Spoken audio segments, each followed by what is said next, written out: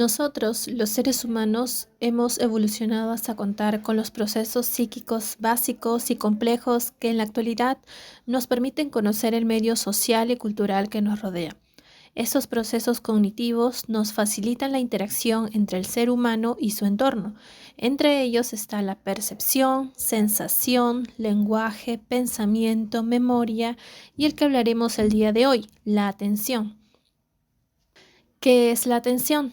Es el proceso implicado directamente en la selección, distribución y mantenimiento de la actividad consciente del sujeto sobre una determinada actividad u objeto, o como lo menciona Tudela en 1992, que la definió como un mecanismo central de capacidad limitada cuya función primordial es controlar y orientar la actividad consciente del organismo conforme a un objeto determinado.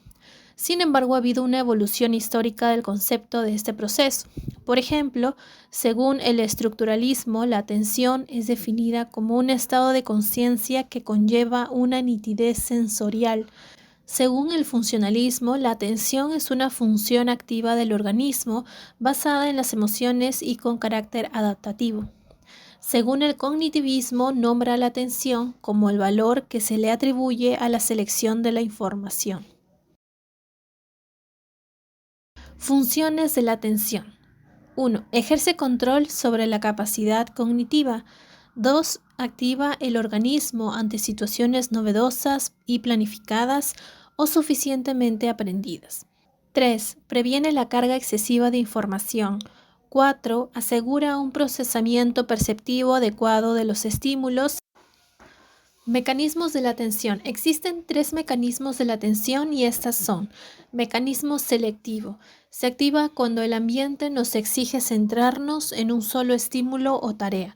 Por ejemplo, cuando ponemos atención a la clase de matemática. Mecanismo dividido. Esto sucede cuando el ambiente nos exige atender varias cosas a la vez. Por ejemplo, el día a día de una madre de familia.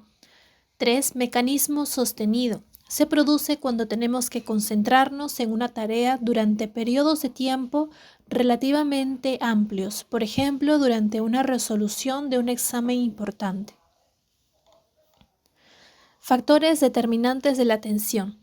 Los factores determinantes son aquellas variables o situaciones que influyen directamente sobre el funcionamiento de los mecanismos atencionales. Se dividen en internos y externos.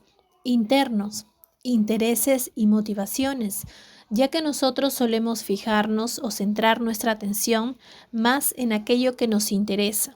Por ejemplo, al leer un periódico se miran antes los titulares, decidiendo por esto si leer o no el artículo completo. Estados emocionales. Existen importantes estudios que nuestros estados emocionales afectan directamente a nuestro proceso cognitivo de la atención. Por ejemplo, cuando las personas estamos sometidas a una importante situación de estrés o ansiedad, solemos reducir mucho el foco atencional sobre el estresor o el estímulo que percibimos como amenazante, dejando incluso de atender a otros estímulos y o actividades que también podrían ser importantes para nuestra adaptación al medio. Externos. Dentro de los externos están la intensidad del estímulo. Cuando los estímulos son muy intensos, tienen mayores probabilidades de llamar la atención. Tamaño. Normalmente los objetos de mayor tamaño llaman más la atención. Posición. La parte superior atrae más, la mitad izquierda más que la mitad derecha. Por lo tanto, la mitad superior izquierda de nuestro campo visual es la zona que antes capta nuestra atención. Color. Los estímulos en color suelen llamar más la atención del sujeto que los que poseen tonos en blanco y negro. Movimiento. Los estímulos en movimiento captan antes y mejor la atención que los estímulos inmóviles. Tipos de atención se dividen en 2, involuntaria o pasiva y voluntaria o activa. La involuntaria se subdivide en 2. 1. Refleja o automática. Esto ocurre cuando el estímulo es nuevo o muy intenso, ingresa por su misma fuerza. Por ejemplo, al explotar una bomba, mi atención inmediatamente se dirige hacia ella. 2. Espontánea.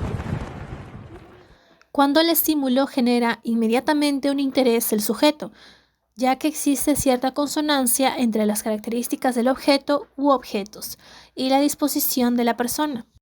La atención voluntaria o activa es este tipo de atención que se da de forma liberada.